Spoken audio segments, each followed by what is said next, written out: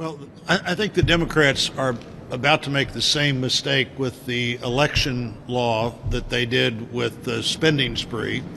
You know, the reckless spending bill was basically everything Democrats had ever wanted to do in terms of interjecting the government into activities of everyday life in ways that the government hasn't been before. With the elections bill, there's always a reason for these federal takeover of the election. End of the 16 election cycle, at the very last minute, Democrats decided they wanted to make the election structure part of the essential critical services of the country in a way that would allow Democrats to take over something that states had run for 200 years and to make it more federal in nature. H.R. 1 passed before the 2020 election, was renewed right after the 2020 election, but suddenly the reason for H.R. 1 was everything that happened on Election Day in 2020. I think we're going to find that what happened after Election Day in 2020 is states that had been appropriately forward-leaning in what was the first pandemic election in 100 years, changed their laws for that election with the idea that they go back and look at it after the election. Almost all of them did.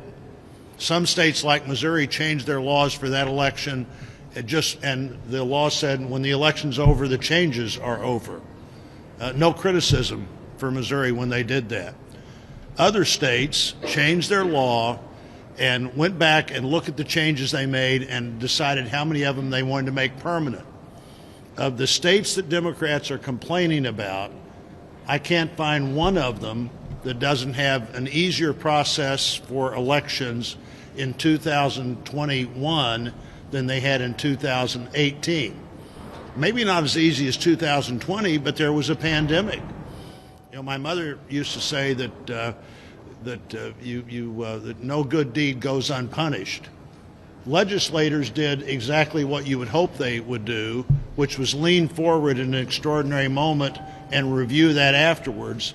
I think they'd be pretty hesitant to do that the next time there's an extraordinary moment, because apparently you don't have the ability to go back and say, okay, what worked well in a pandemic that would also work appropriately in a normal cycle?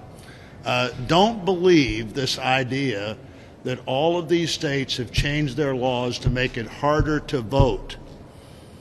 All of these states have changed their laws in a way that makes it easier to vote than it was in any other election than the pandemic election, and we'll be talking about that over the next few days.